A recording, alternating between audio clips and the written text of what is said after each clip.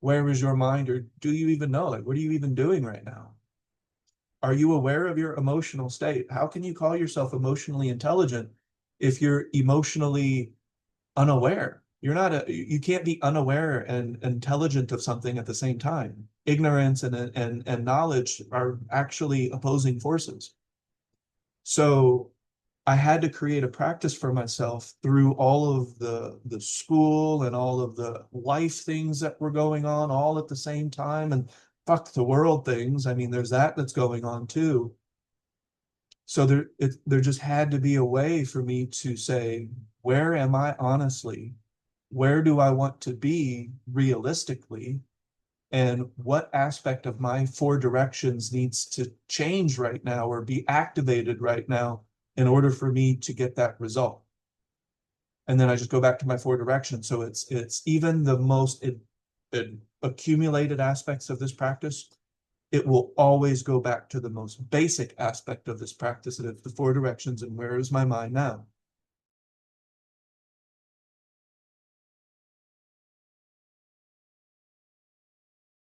I see what you're saying.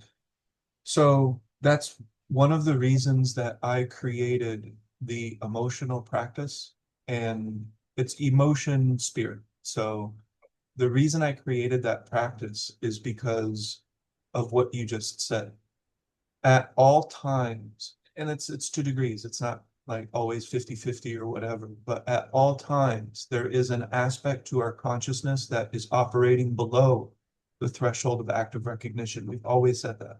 Like there's no getting around that. That's just the way the brain processes experience. And that's cool. But that I only also, understand it now. right. Yeah. And you're seeing it for I yourself. only But understand that statement. I mean, mm, to me, I thought there would be so much less under the mm, threshold of recognition that I would be.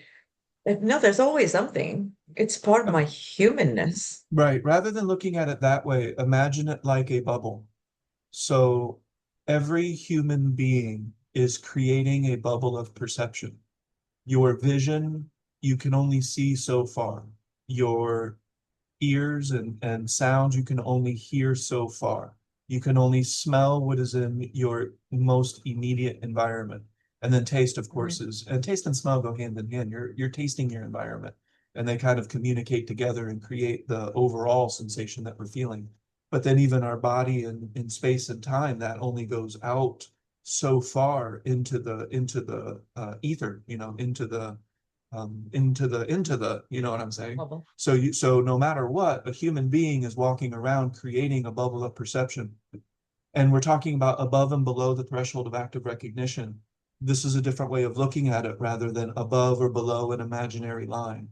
So instead, we're looking at a three-dimensional bubble that we're creating. And it's really like a 180-degree bubble, because very rarely are you trying to perceive below your feet. So you can, that would be a very strong trick of attention to do while you're walking, is to imagine your awareness going a little bit below the ground and creating more of a circular shape to your bubble of perception. But here's what happens is that in that bubble of perception, it's being generated by both your active and your inactive attention. And we know that because we can drive somewhere and not really pay attention to any aspect of the drive, but yet mechanically we're still able to do it. And that's why we can still do those mechanical things and be in our mind the whole time. So you're imagining the bubble of perception. Now, what we're doing is we are really charging that bubble of perception with our awareness. And eventually, if that aspect of the practice seems interesting to you, you fill that bubble of perception with something that you could look at and say, when life is, yin and yang are starting to separate and we're feeling that separation, we can look back and say, boy, I filled it with something. It was temporary. That sucks. But I really filled it with something. Like that's a statement that I want to be able to say to myself. And at any point right now, I think I could. I want to fill it more though. I still got stuff to fill it with. But the idea is the common mind, though, is not doing this practice. Maybe they are to some extent in microdoses, mindfulness and meditation and moments where people need to focus more for whatever reason. They're getting closer to some of the essence of this practice. It's Right. not In and at out. in and out, right? It's not deliberate. It's not a practice. That's what makes this different, is because we're practicing it in a very I don't think it's unique, but a very deliberate and intentional type of way. So in the common mind, though, this bubble of perception is smaller and smaller and smaller. Sometimes, if you're in a room, the bubble of perception doesn't expand beyond your four walls. And then, even worse, when you're lost inside of internal self-thought and different processes that are basically anatomic for most people, the bubble of perception has gone inward, in on itself, basically collapsing. Now, that's different than introspection. Introspection is including your body uh, with acute awareness within that bubble of perception, rather than just paying attention to what's out there. You're also paying attention to your own physical being at the same time. That's very different than in the mind, the bubble of perception collapsing in on itself so that the active element of awareness is almost entirely collapsed and turned in to inside the brain. And that person is, less aware of the world around them. They're going in and out. It's usually erratic. It's usually very dependent on circumstances and personal history and societal factors and habit, and all of those different things start to play a part. But one of the things that I realized is that if there is no getting there and there is no image of perfection, then I have to assume that I need to remain aware of myself to make sure that some of those things that I'm unaware of aren't coming up and starting to grab hold. Like, I'm not creating new unbeneficial habits. The brain is creating habits because that's what it does. It wants to create an ease of neural transition, basically operating with the least resistance. It wants the least resistance possible to perform the action. And the brain operates on universal principle in that regard. So I had to create something for myself that takes me off of any type of pedestal and says, okay, be honest, where are you right now? Or do you even know? Or are you just walking around thinking that you're king shit, you've arrived, which is probably one of the most common and serious errors of practitioners that, start to get in some hours with their practice. They've maybe at a certain point forget that they are subject to that dynamic, Donna, that you pointed out. Yeah. And I find that specifically how I catch myself leaking power um is I you talked about filling the bubble of perception in whatever degree you choose to hold it. Um, I have a tendency, I leak power where I have a tendency to expand my bubble of perception and wait to see what's available, um, instead of actively populating within that new expansion. Does that make sense? I wait for then I'm waiting for external stimulation, and that's leaking power to me because then I become reactionary and not I'm not deliberately, I mean I am, but I I have to practice deliberately choosing to populate my bubble of perception instead of allowing it to populate my attention. Does that make sense? Makes perfect sense. I think at first I thought I found a contradiction in Don Juan's teachings because he has two principles that seem opposed to each other. In one hand, he says that you need to be inaccessible. But then on the other hand, he says that you need to make yourself accessible. But what he's saying is that you're making yourself inaccessible to any force that is going to potentially interfere with your accumulation of personal power. But you want to balance that with making yourself accessible to the spiritual, the what you are looking for, in whatever words we want to put Sure, you to have it, to what be you listening and paying attention and have it right, within your threshold of recognition. exactly. But you are choosing to deliberately place your attention on that and hold your attention on that Correct. to populate your bubble. So it is both, but It yeah, is a little bit of I both. tend to coast in the Mhm. in between of letting things show themselves to me as opposed to me populating while listening and letting things show themselves to me. That's where I will coast and leak power in that process. I catch myself doing that now. In the beginning, it was remembering and forgetting just to be aware of Mhm. where your mind is at. But now that's where remembering and forgetting manifests for me Yeah. is am I allowing the world to populate my bubble of perception, or I am deliberately choosing it? And because it does change. You can say I'm Mhm. going to focus on blue today, but as your course of events happen during the day, you alter your practice to include other things to populate your bubble of perception. And I can get coasty in that. Mhm. Yeah. I'm sure that's a common thing. You know, you have pointed out that leaking power changes its complexion the more, and I don't want to say advanced, but the more complete your practice is in the moment, the more When you're I have a high degree of attention, I right, can still um I can still violate the principles. right, Even though I'm in that degree of attention, I'm pretty present of course. a lot of the time. But that's where it gets so wobbly for me. It's wobbly to a different degree in a different Exactly. way. So you pointed out two important things. As this practice accumulates momentum, I think that's the best way to say it, right? We're not talking about advanced, because there can be something that can knock your momentum for shit. That can happen at any moment for any time. So there's no Oh advanced yeah, I practice could become a beginner very quickly, very depending on quickly, the stimuli. depending on the stimuli. So that's why ever vigilant to check yourself. That's what this practice is all about. I'm not exempt from it. It's got to be check yourself. Where are you now? But you pointed out two important things. One, a practice that has momentum, the leaking power changes its complexion. Because let's be honest, the chances of you getting down on yourself, at this point, like the chances of me telling myself I'm not good enough are near zero. There are other smaller forms of leaking power where I'm looking at something and I'm telling myself that's too hard. And I'm like, well, no, wait a second. And I catch that immediately. That's like an old type of thing that is, releasing itself.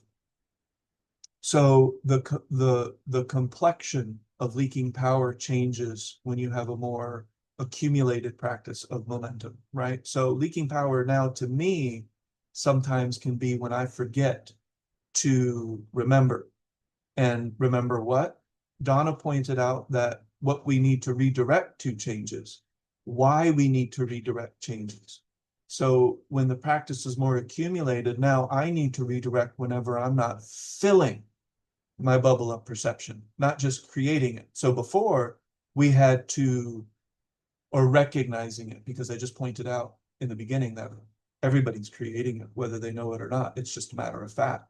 If you have sensory perception and you exist, then you are creating that bubble of perception, whether you like it or not. It's a done deal.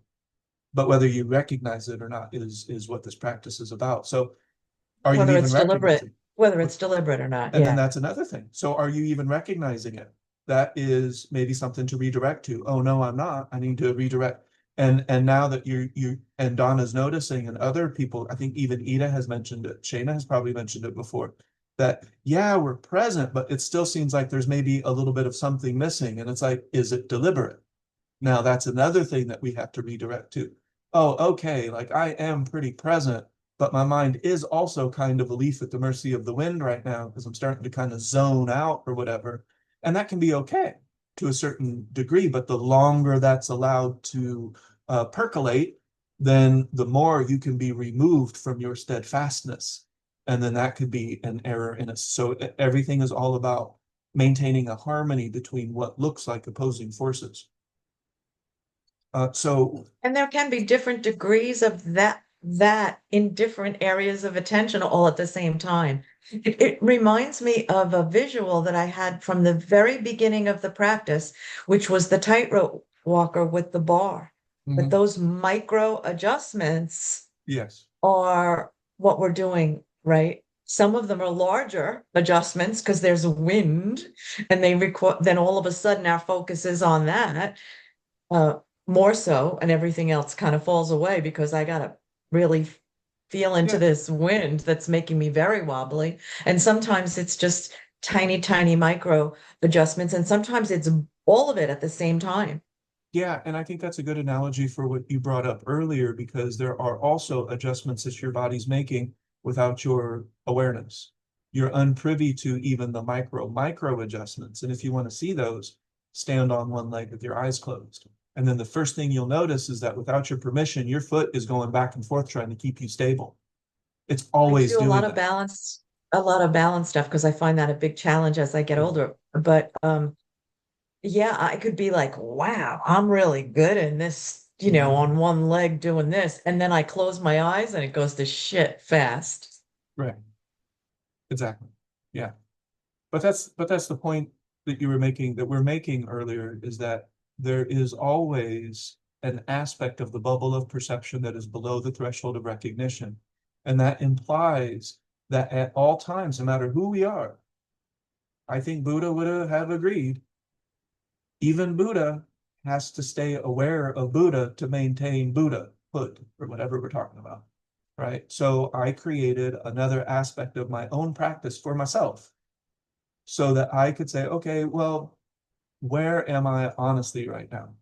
And of course, I just adapted the 5 phases from Chinese medicine because it made sense. I'm already learning it. I understand it to a doctorate level of understanding.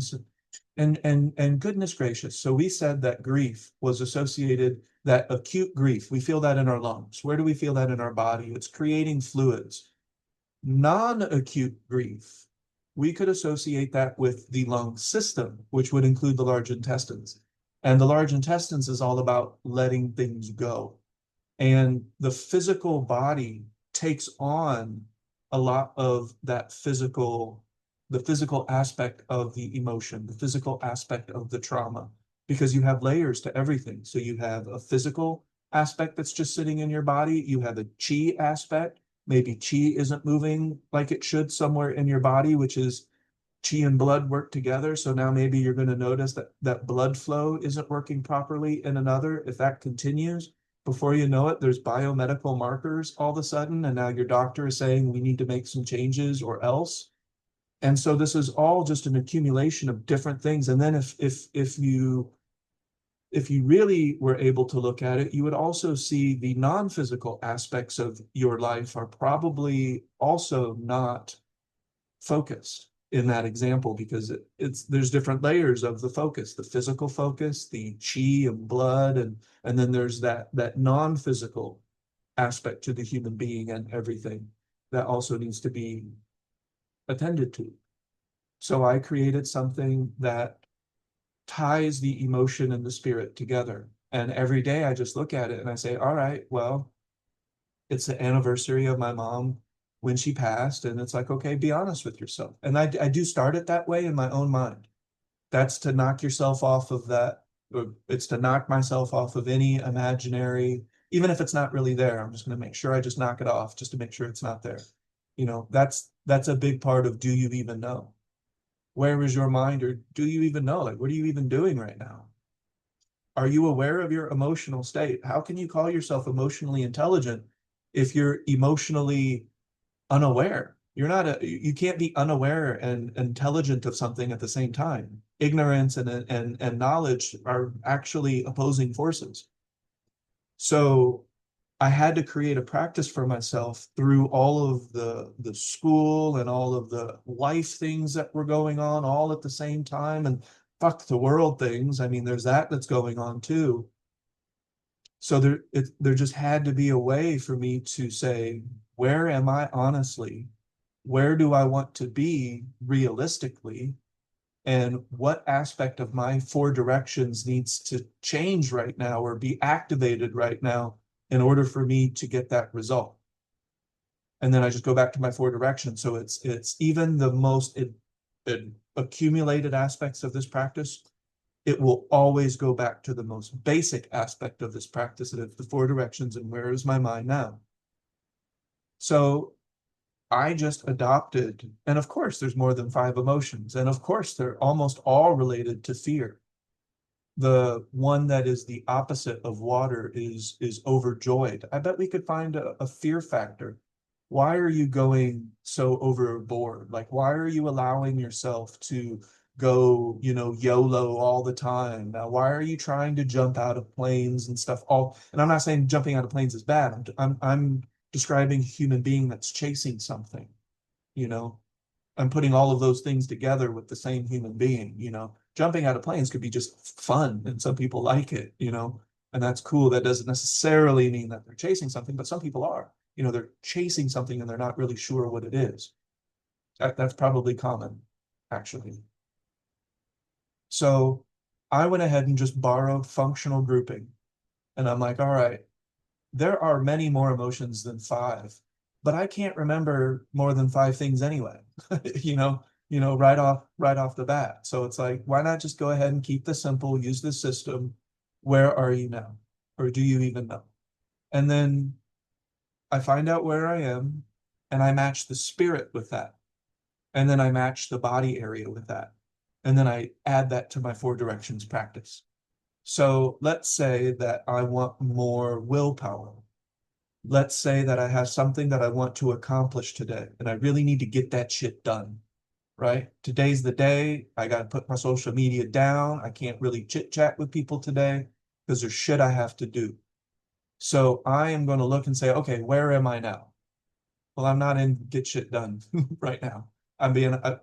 This is an example, this is an imaginary example, but I would look at it and say, all right, honestly, no, no, I'm not in get shit done mode right now. I would rather just sit here and maybe do nothing. That's kind of okay, but I need to charge this. I got to get this done. So I take where I'm at, I take where I want to go. I look at the spirit involved, and in this case, it would be the zhi in Chinese medicine, ZHI. That's will. That's associated with the kidney. The kidney is associated with the lower dantian, and I want the lower dantian to be strong. What body area am I going to put my attention? The dantian. I mean, that's easy. And then so I'm going to focus on that area and I'm really going to expand it and charge it all day because today is get shit done day. And I've done this. And then I noticed, I'm like, that's really good. But I feel like it's missing something. And I didn't talk to anybody about this. I'm like, I don't know. When I focus on my dantian to get shit done, it helps, especially with physical labor. Like if I need to climb stairs or carry heavy things, the lower dantian, breathing into it, oh, that's great. That really works. Super duper. But today also is like full spectrum get shit done.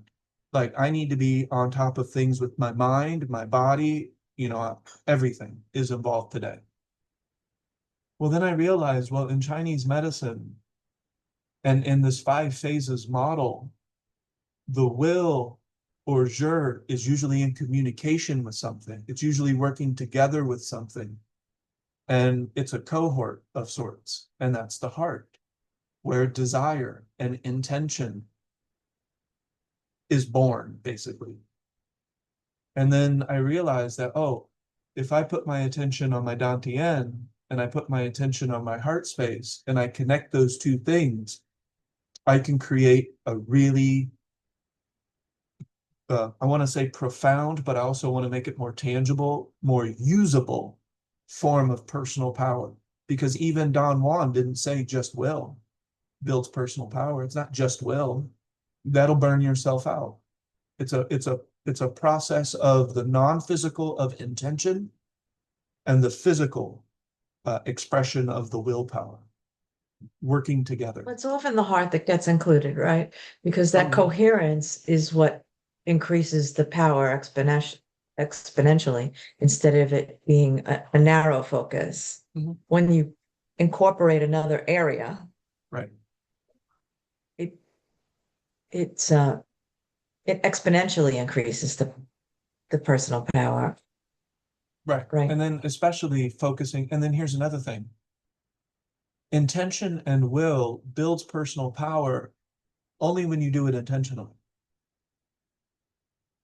That's something that I missed for a long time. I'm like, oh, I have to actually pay attention to this process. So let's say that I intend You to have to do pay some, attention to doing it while you're just doing everything else. yes, but Yeah. also let's assume that I have something really hard that I want to do, and I'm going to use personal power to do it. That is a process of intention and will. So I have to align those two forces, bring them into harmony with my practice, right? And so I bring intention and will into harmony. I have that.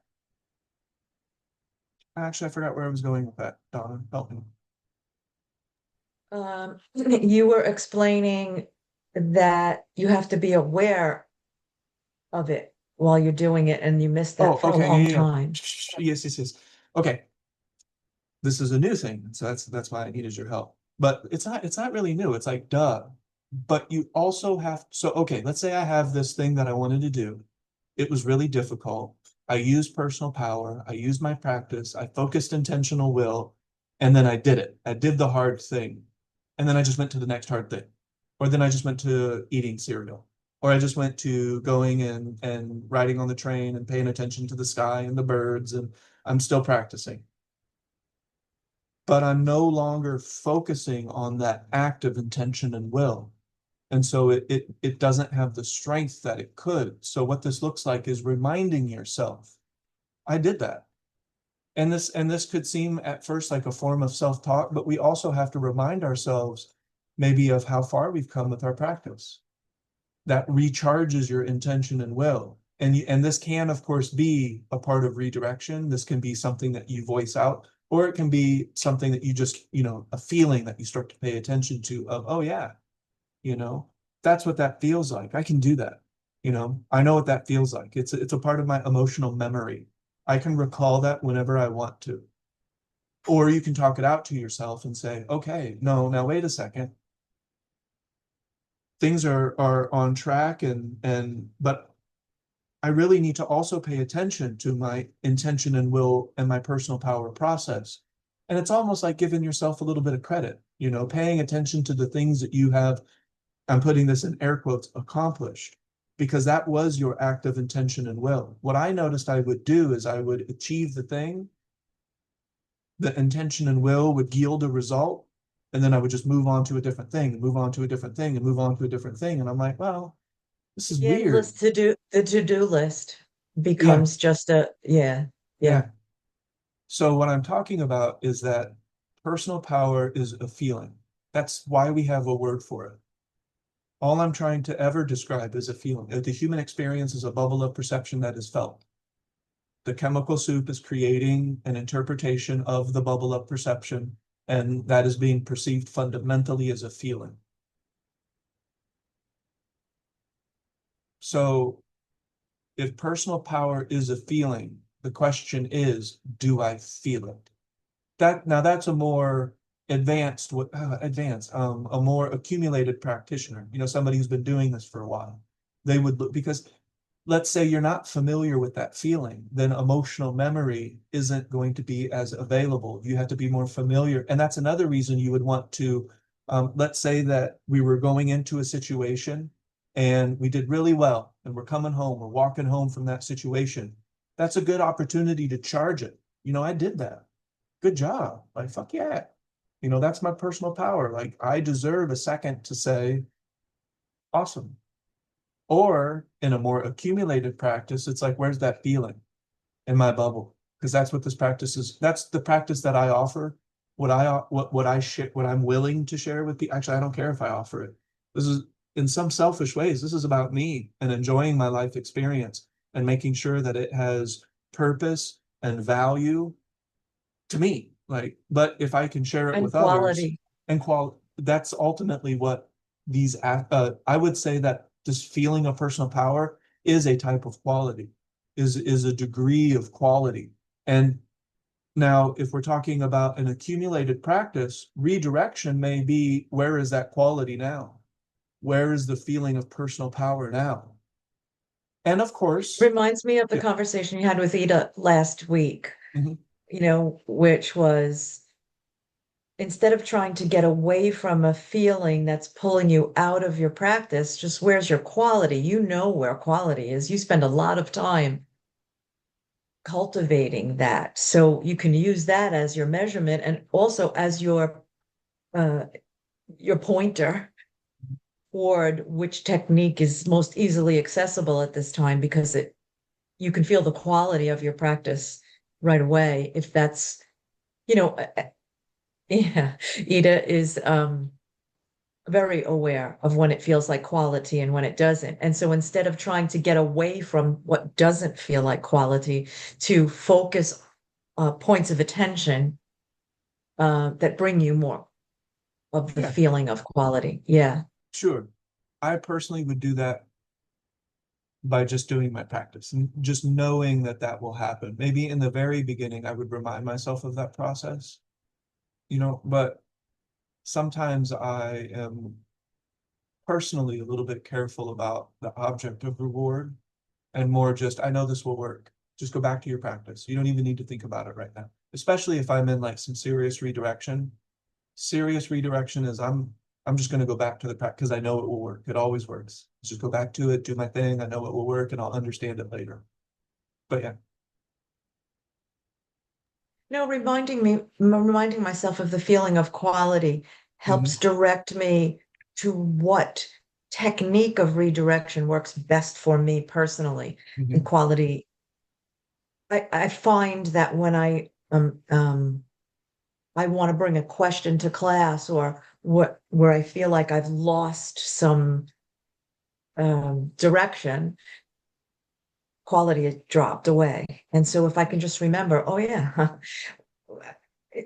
right now what you're doing, the quality is missing. Why? And then I can populate it. It's like the example I give all the time about posture. If I just say, okay, let me just go to posture when I want to get in my body, then all the points I remember and they fall into place and I create some new ones. And it's quality. Quality is a reminder for me. I notice that it's missing, and that's why I'm not feeling happy with my practice. And Hmm. then I can redirect back. Yeah. And then it just reminded me of what Ida brought up last time.